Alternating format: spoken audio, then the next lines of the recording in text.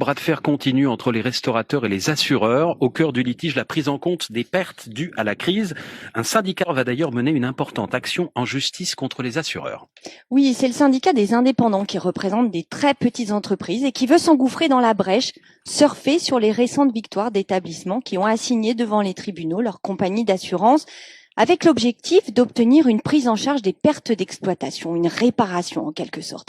Et ce syndicat a surtout en ligne de mire la compagnie AXA, car ces dernières semaines, à Marseille, La Rochelle, Lorient, Évry, Lille, le leader mondial de l'assurance a souvent perdu devant les tribunaux. Sur plus de 70 décisions rendues depuis le début de l'année, les 2/3 lui ont donné tort et à chaque fois, AXA a dû verser des indemnités. Pourtant, la compagnie ne veut pas lâcher. Son argument est simple. À partir du moment où c'est une pandémie avec des fermetures administratives qui concernent tous les restaurateurs, le risque n'est pas assurable. Autrement dit, les dégâts sont trop importants pour être indemnisés. Exactement, et c'est aussi la position que défend l'ensemble des assureurs. Ils estiment qu'après 3 confinements, les pertes liées au Covid atteignent en France 200 milliards d'euros, de quoi mettre le secteur par terre. Conscients toutefois que leur image est écornée, ils cherchent à prendre en charge les dommages de la crise par d'autres biais.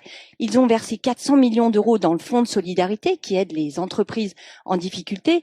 Ils ont aussi mis au pot pour les prêts participatifs, ce nouveau système de prêt à très long terme garanti par l'État que Bercy a présenté en début de semaine. À elle seule, AXA a par exemple déboursé près de 2 milliards d'euros rien que pour ce nouveau dispositif. Il y a quelques mois, les assureurs travaillaient à la création d'une assurance pandémie. Où en est-on de ce projet ? Nulle part. Après plusieurs réunions entre la Fédération de l'assurance et le ministère de l'économie, le projet est au point mort. L'idée pourtant, c'est de trouver une garantie pour les entreprises face au risque de pandémie, un dispositif en partie adossé sur l'État comme pour les catastrophes naturelles. Mais comme la crise s'éternise, que la réouverture des restaurants est encore soumise à de nombreux aléas, ni les assurances ni le gouvernement ne sont finalement très pressés de se lancer dans ce type de mesures parce que ça pourrait vite se transformer en un puits sans fond. Merci Fanny Guinochet.